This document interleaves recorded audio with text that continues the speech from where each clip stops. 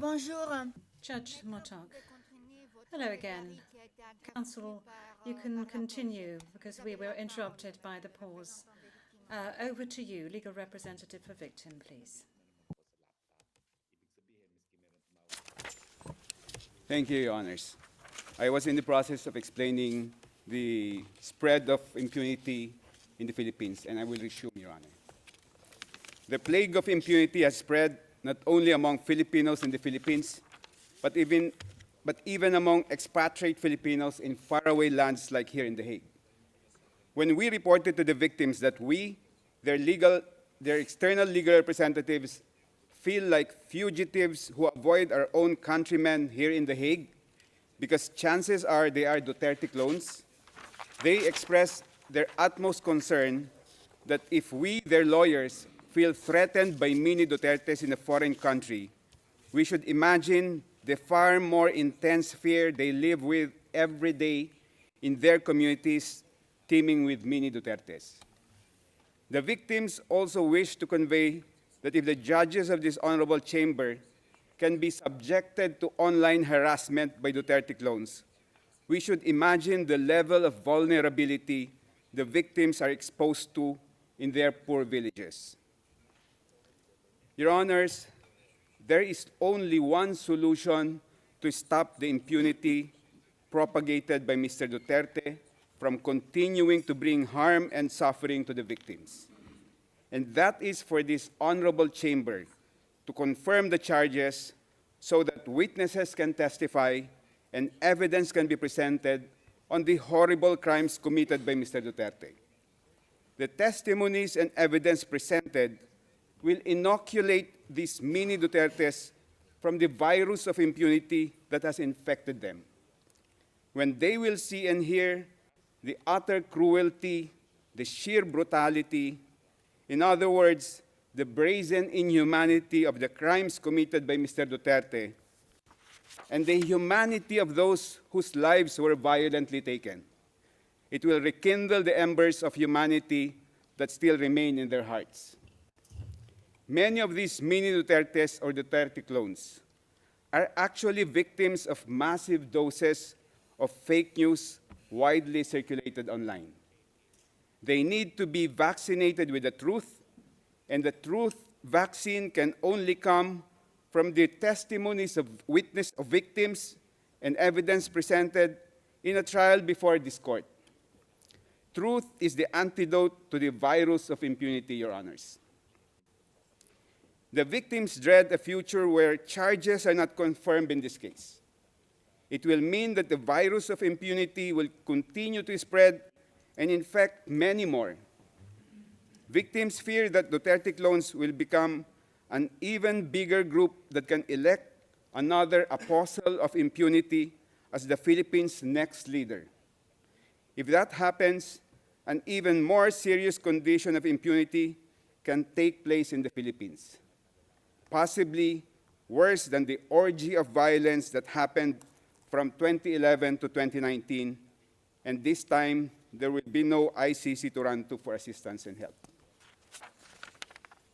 The victims humbly beseech this honorable chamber to reaffirm the two crucial objectives of the ICC identified in the preamble of the Rome Statute. First, to prosecute and punish the most serious crimes that deeply shock the conscience of humanity. And second, to put an end to impunity and to contribute to the prevention of crimes of unimaginable atrocities.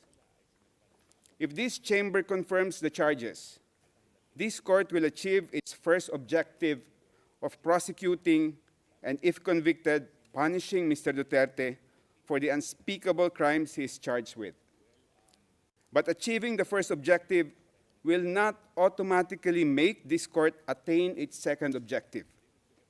Merely putting forward the evidence gathered and the theory of liability of the prosecution will not necessarily result to ending impunity and contributing to the prevention of further unimaginable crimes, which is the court's second objective.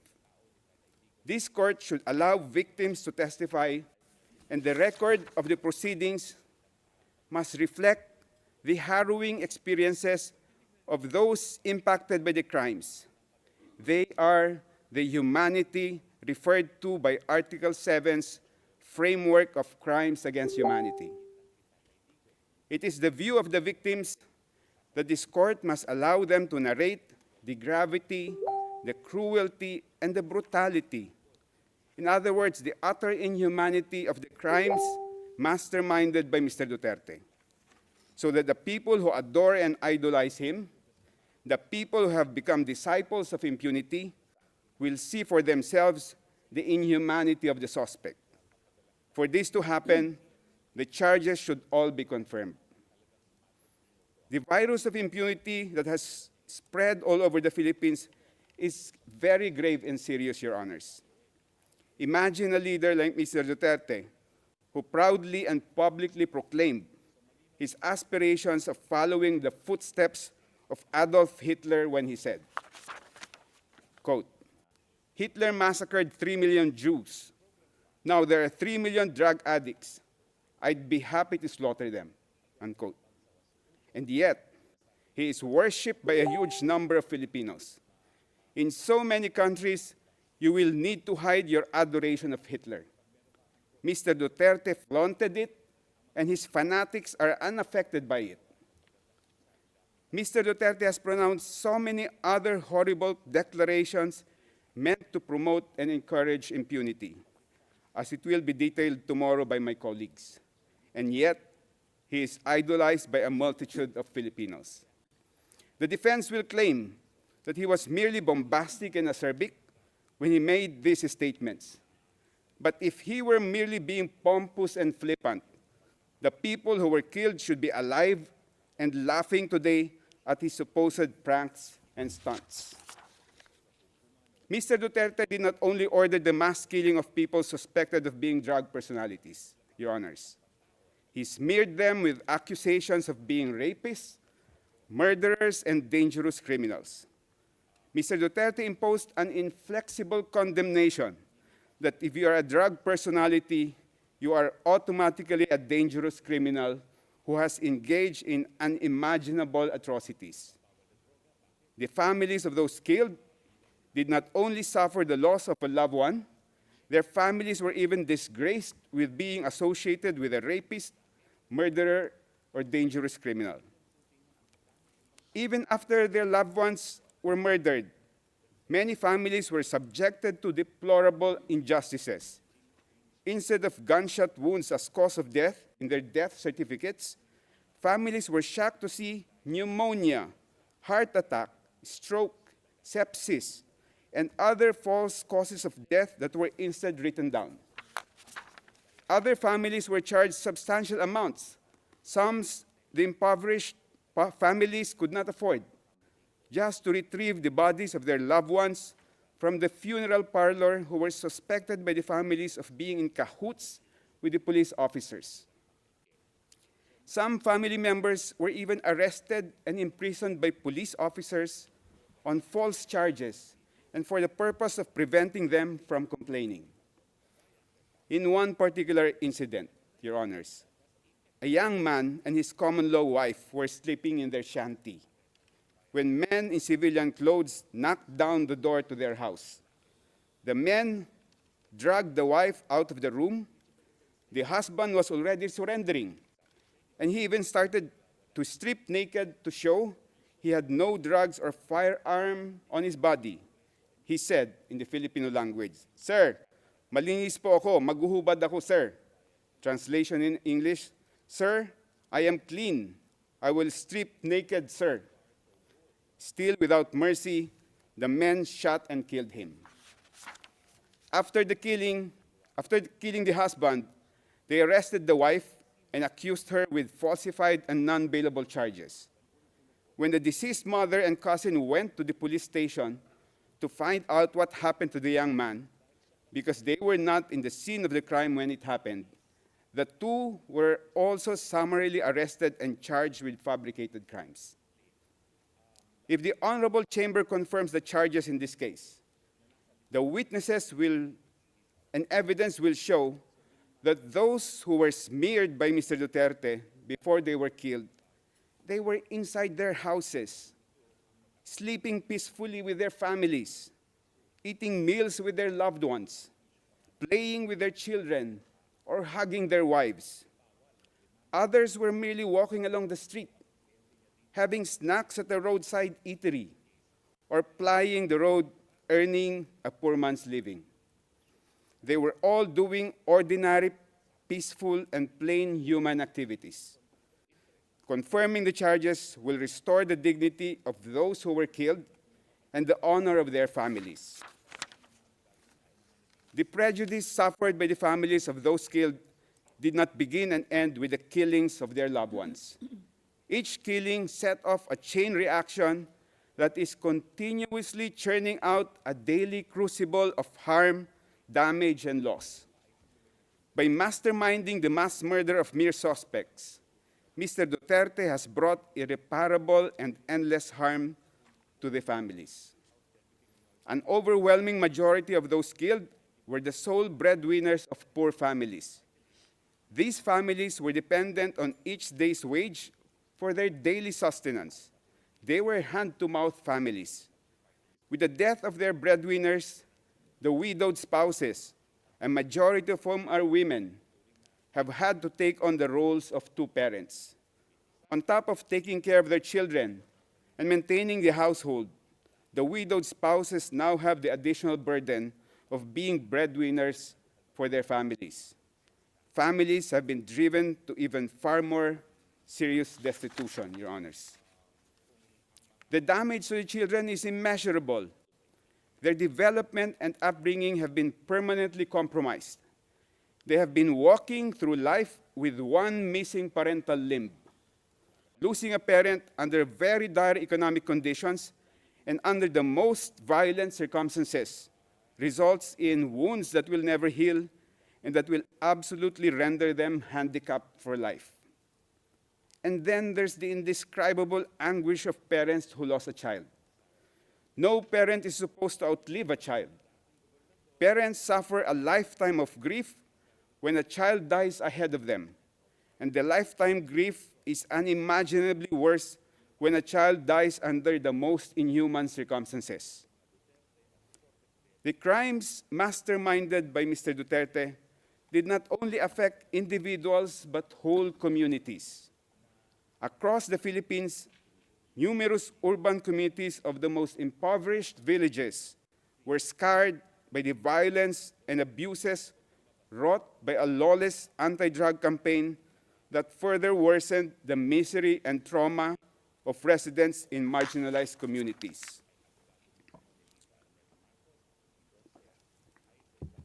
In one illustrative instance, Your Honors, after the father of a family was killed inside his house by police officers, the entire neighborhood was so traumatized that for almost 3 months, and during the coldest months in the Philippines, they abandoned their houses at night and instead slept in the open public market. They did not feel secure inside their houses because there would be no witnesses if the police would just barge in and shoot at them. In the public market, the presence of many witnesses, they thought, will deter the police from shooting and killing them. It is also the victim's view, Your Honors, that the charges should be confirmed because the resulting presentation of witnesses and evidence during the trial will force police and other law enforcement officers to confront the brazen depravity of the killing of civilians that they either personally committed or allowed to be committed during the Duterte reign of terror. In one operation, the police summarily killed 3 men, 2 brothers and 1 friend, in the very early morning. The police declared that the 3 were nanlaban. They fought back. But the neighbors saw otherwise. The whole neighborhood was so horrified at the macabre treatment of one of the fatalities. The bullet-ridden body of one of the 3 men was brought out from the 2nd floor window and dropped to the ground because the police could not bring the body out through the doorway. When the body hit the ground, The neighbors recoiled at hearing the body emit a cry. Aray. Translation in English, ouch. The man was still alive when his body was thrown to the ground, and the police just left him to bleed to death. The trial will hold a mirror to the police force and compel them to see how they were turned into executioners and assassins, and their organization transformed into a gigantic criminal organization or turned into a killing machine by Mr. Duterte. The Philippine National Police and the drug enforcement agencies have not made any initiative to purify the corrupted minds of their officers and personnel to our knowledge. The trial in this case will be a tremendous teaching opportunity that can work to rectify the warped and depraved minds of Philippine security officers. The charges need to be confirmed, Your Honors, for the sake of the entire country, which has been desensitized or made numb by the massive incidents of impunity and the glorification of impunity promoted by Mr. Duterte.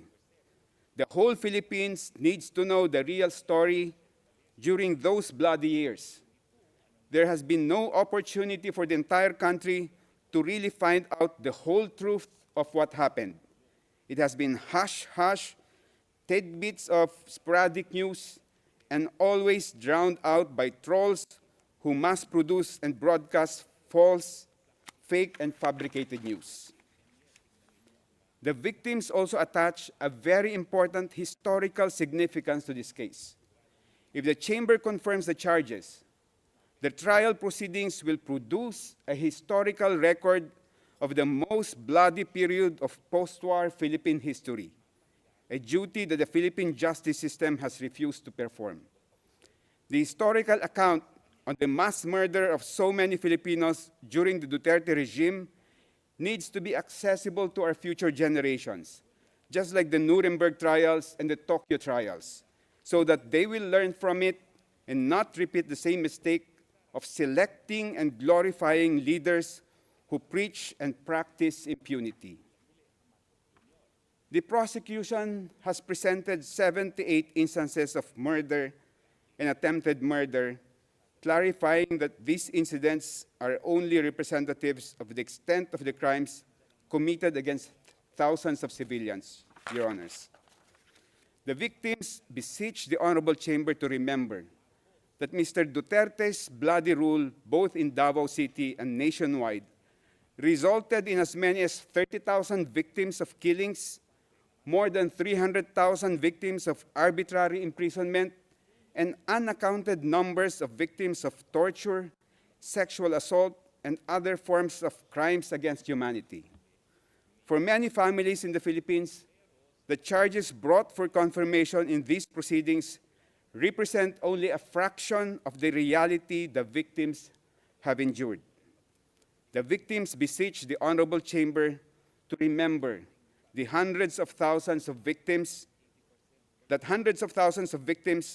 are banking on vicarious justice from this case. Finally, Your Honors. Excuse me, Counsel, you have 5 minutes left. Thank you. Finally, Your Honors, the victims wish to humbly underline that what is ultimately at stake in these proceedings is the supreme of all forms of human rights, the right to life. The right to life is the very foundation of every civilized society. The ancestors of every nation fought against invaders, colonizers, despotic monarchs, and fascist leaders in order to secure the right to life of their families, their communities, and the future generations. The heroes of every country sacrificed their lives to defend the right to life of their people. We as citizens of modern societies are inheritors and beneficiaries of the sacrifices of our ancestors who bequeathed to us the right to life. We owe it to them to defend the supreme legacy for our generation and for the generations to come. For the past few years, Your Honors, we have seen an increasing number of nation leaders who time-traveled from the Dark Ages and now swagger in modern times as if they own people's lives. These brutal and cruel leaders must be held to account for their brazen disregard of humankind's right to life. Our ancestors fought in the battlefield to secure a right to life. In these modern times, the battleground for the fight to protect our right to life is within the four walls of this honorable court. May the God of life, the God of humanity, guide the honorable members of this chamber. Thank you, Your Honors. Merci beaucoup, Maître Boutouyan. Judge Motog. Thank you very much, Counsel Boutouyan. Now over to the defense. Mr. Kaufman, please. Thank you, Madam President. Thank you, Your Honours. And I thank Mr. Boutouyan for his intervention.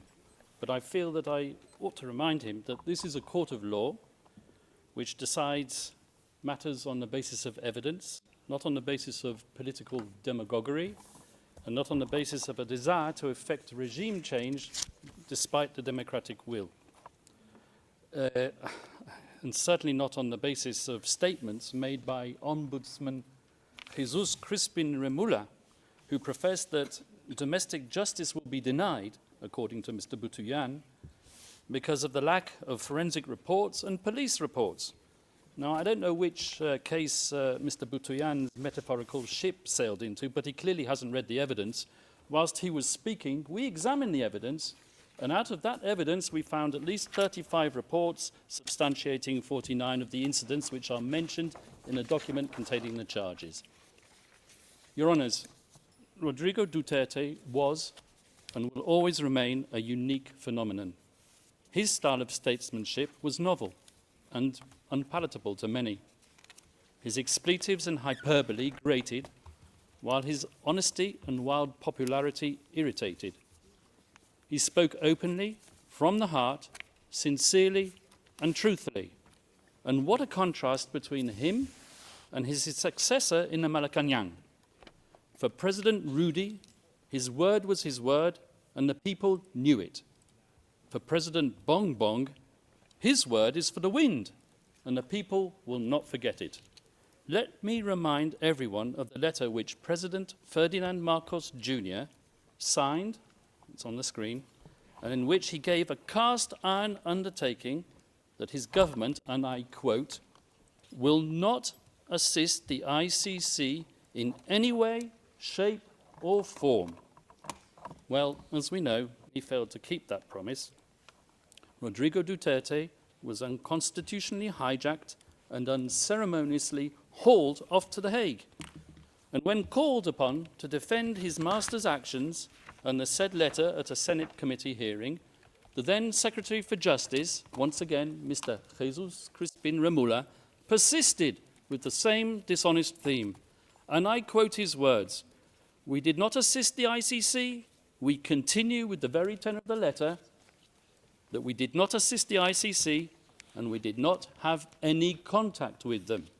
So he said, but with a document emanating from the prosecution team opposite and disclosed to us a mere week ago, not as information material to the preparation of our defence, but as exonerating evidence, we can now substantiate what we have suspected for a long time. The document comprises a transcript of a telephone call covertly recorded between four parties who cannot be mentioned in public, and one of these parties was boasting about how he was acting as the silent partner of President BBM, managing a scheme to funnel witnesses to this court while all the time ensuring that he could guarantee President BBM's plausible deniability. So it is indeed the defence case that President Ferdinand Marcos Jr. set out to neutralise Rodrigo Duterte and his legacy. Yes, Mr. Deputy Prosecutor, I used that legendary word, neutralise, so central and so essential to your case theory, because you know just as well as me that I'm using the term metaphorically. And now I turn to the substance of the charges, but before I do, a word or two about the geopolitical context. The scourge of illegal narcotics is not unique to the Philippines. As we all know, it afflicts Latin America, where I can name 3 countries where the death rate at the hands of vigilantes and law enforcement agents per capita population is higher than it ever was under Duterte. And as you should know, and you will hear from the prosecution, at any rate, the Philippines as a country is uniquely positioned to act as a transit hub for the trafficking of narcotics emanating from the cartels in China. And with or without Duterte, so we argue, the death rate would have kept on rising. Indeed, as we will prove with statistics and reports, the death rate flowing from narcotics-related crime actually increased after Rodrigo Duterte left power. And where, I ask you, has the International Criminal Court been since? Now, a colleague of the victim's representative sitting opposite, a certain self-styled legal assistant to ICC counsel, rose up and famously stated in one of her many voluble interviews to the media that Rodrigo Duterte conducted not a war on drugs, but a war on the poor. A war on the poor, I ask you? If anything, the totally lawful Duterte campaign against illegal drugs and their suppliers took place when his administration was actively promoting some of the most important redistributive policies in years, all with the aim of alleviating poverty. Legislative reform in 2017 to reduce personal income taxes for workers, social protection expansion known as the 4 Ps, designed to provide regular cash transfers to needy and multi-child families, universal health care, and need I say more, the Magna Carta of the poor, setting out the right to adequate food, decent shelter, education, and the highest standard of health. The fact that the majority of those who died as a result of drug-related crime were living in the most deprived areas is something which is endemic to every afflicted society. But can anyone seriously accuse this man, Rodrigo Duterte, who has lived such an openly frugal existence, of taking up arms against the needy? This is the man who, at the age of 5, arrived in Davao to live in a modest shack where rain leaked through the roof, forcing him to crawl under the kitchen table to take shelter. This is not the man born with a silver spoon in his mouth and groomed for the presidency from childhood. This is the man who was born to a lawyer and a governor who taught him discipline, values, and respect for the people by being one of the people. This is the man who, as president himself, shunned the luxuries and the privileges of high office, and like others before him, and even those after him, he slept not in the palatial grandeur of the Malacanang, but in Spartan quarters of his bodyguard's hut. His diet consisted not of prime cuts of imported Australian beef, but of dried fish and boiled rice.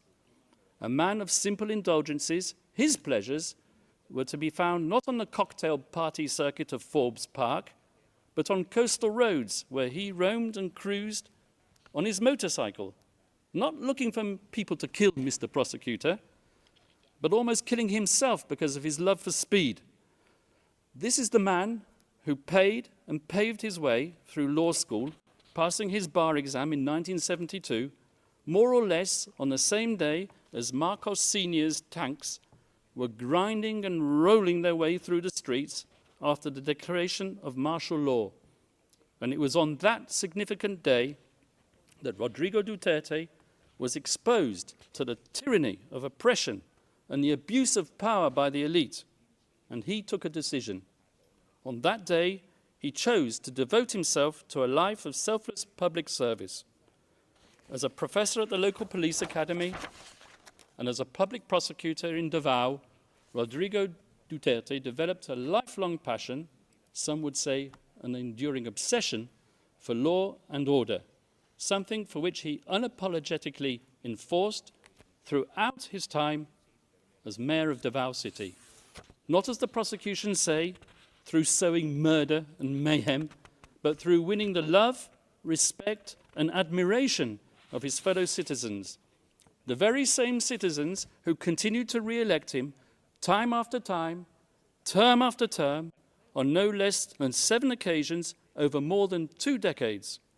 And throughout his 20 or so years tenure as the mayor of Davao, Rodrigo Duterte and his family transformed that city from an outpost of communist insurgency and criminal violence into what is now one of the safest cities, not just in the Philippines, but in the entire world.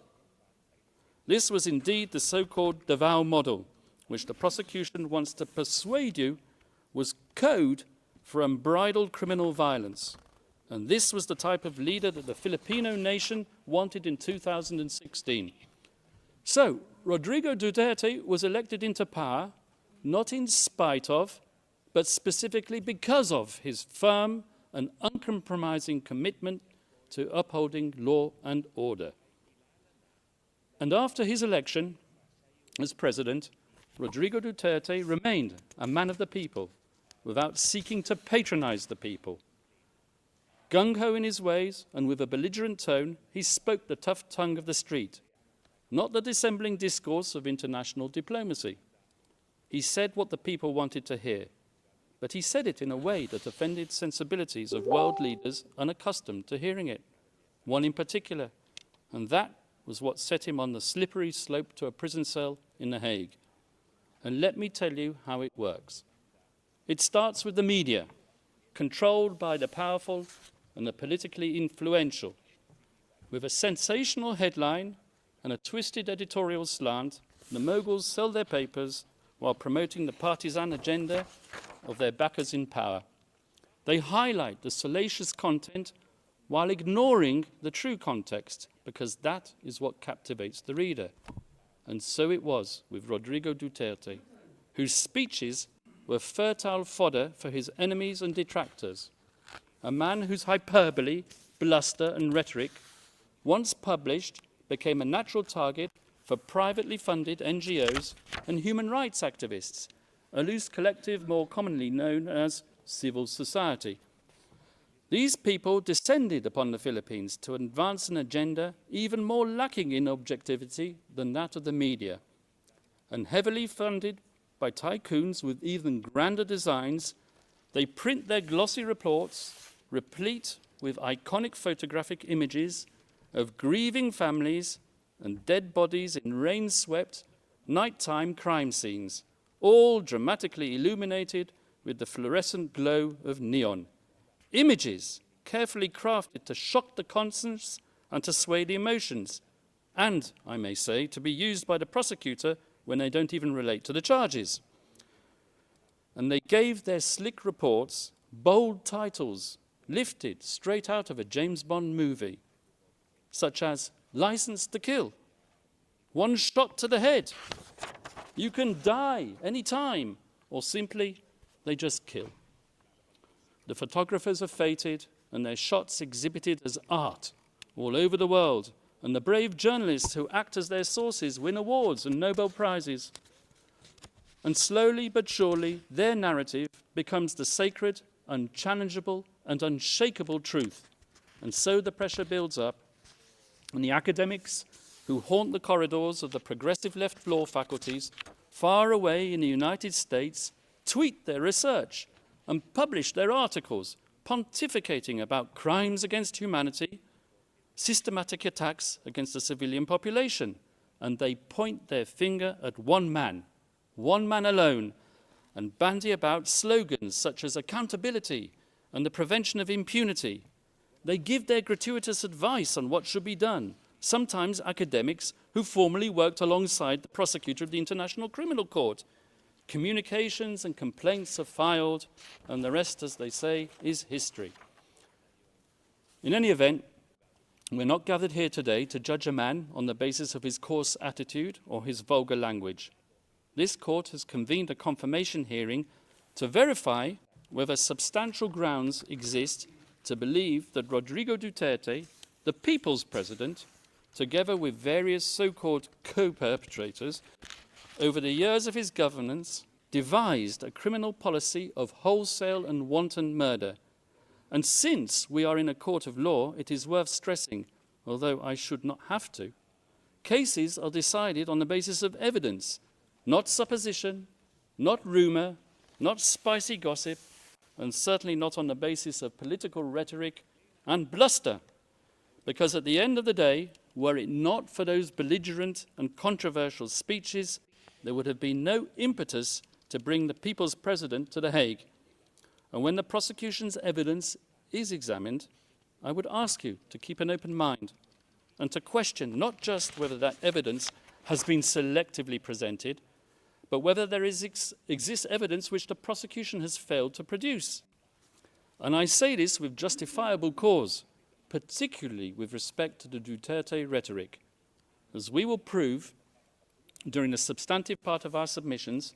The notorious speeches on which the prosecution relies have been cherry-picked to suit its narrative, while ignoring the many other speeches when the former president tempered his bombastic language by clear reference to the principle of lawful self-defense. We, the defense, have read as many of these speeches as we can find. In fact, in our poky little office on the top floor of the furthest building away in this complex, we have a counter which ticks and ticks. And whenever we come across a speech which contradicts the prosecution's murder theory by reference to self-defense, we give a cheer. And the counter goes up once more, and we celebrate one more nail in the coffin of the prosecution's case theory. As the statistics stand as of today, in contrast to the 20 speeches on which the prosecution relies to prove incitement to kill, we have found 35 more which say the complete opposite.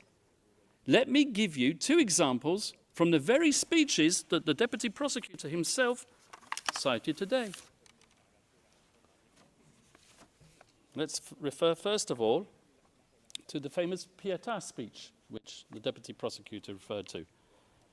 So, this is what the deputy prosecutor said. Those of you who are still sober, those who haven't tried illegal drugs, if you don't want to die or get hurt, don't rely on the priests, including human rights advocates. They won't be able to prevent deaths, and so it goes on.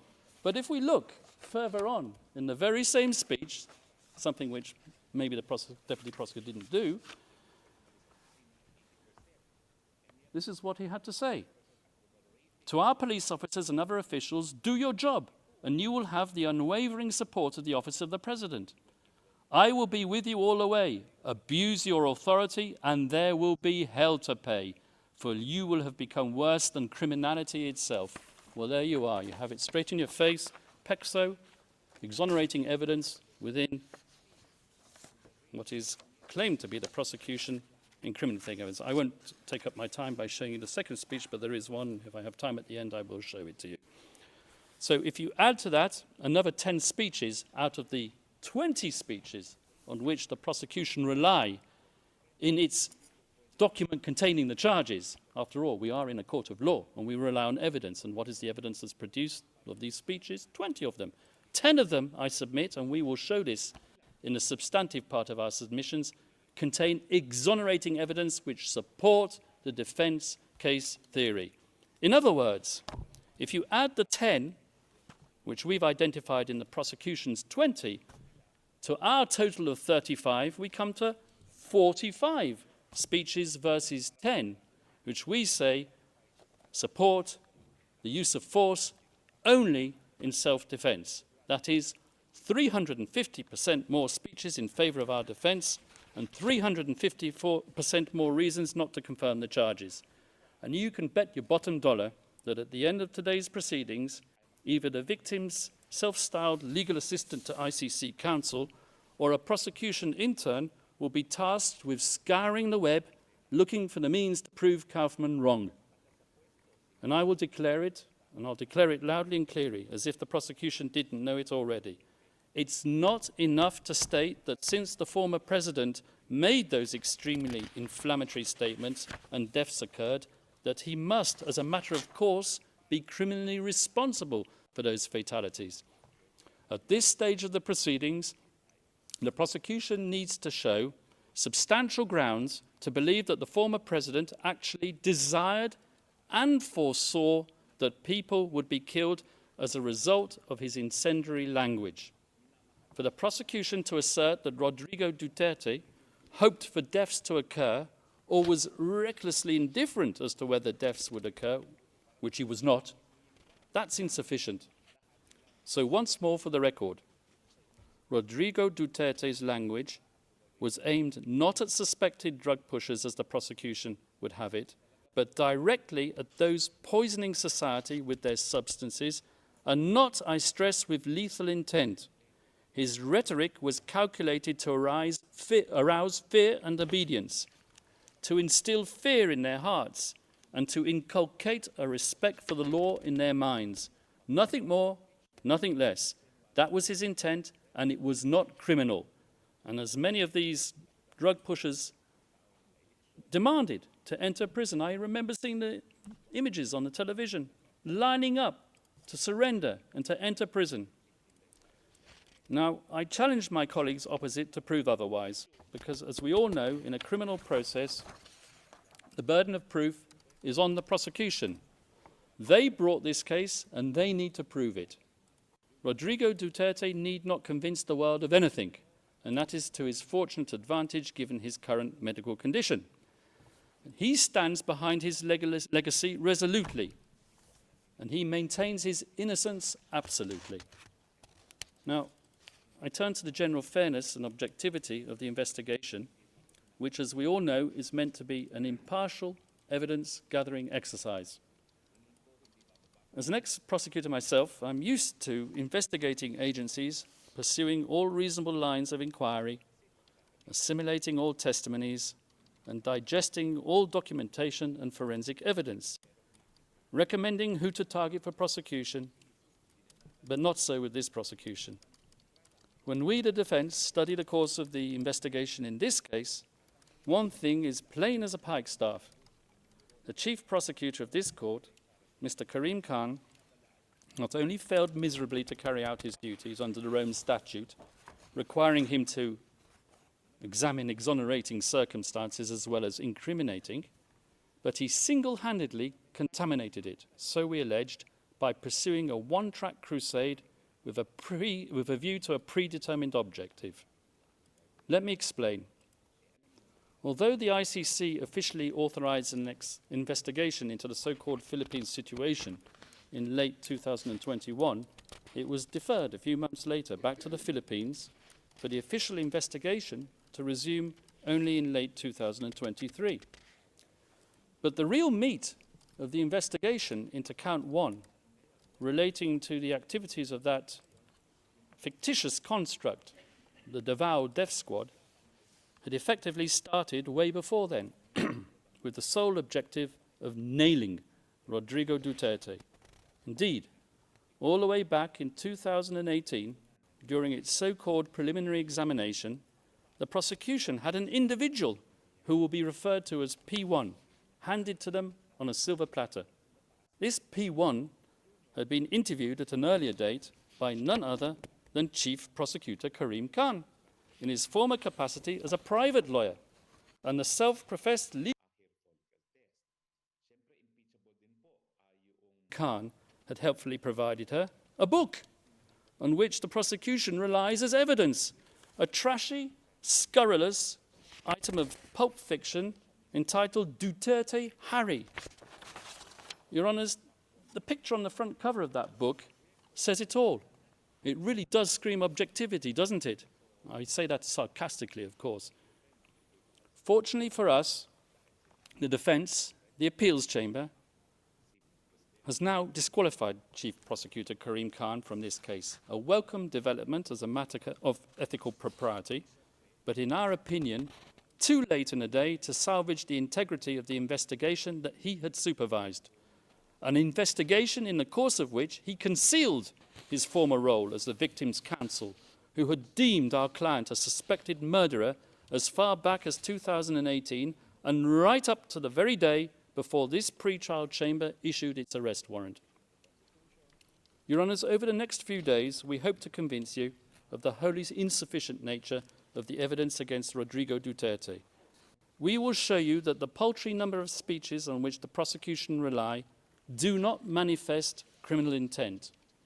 We will also convince you that as hard as they tried, the prosecution's investigators couldn't get even one of its criminal cooperating witnesses, whose reliability is next to zero, to admit that they heard the former president, Rodrigo Duterte, give an order to kill at any time relevant to the charges, or with respect to any of the incidents. And we hope that when you conclude your deliberations, Your Honours, that you will dismiss these grievously misplaced and politically motivated charges. We will ask you to send Rodrigo Duterte back to his family, and we will ask you to give back to the Filipino people their Tatay Digong. Thank you, Your Honours. The presiding judge. Thank you very much, Mr. Kaufman. We shall now suspend. This is the end of initial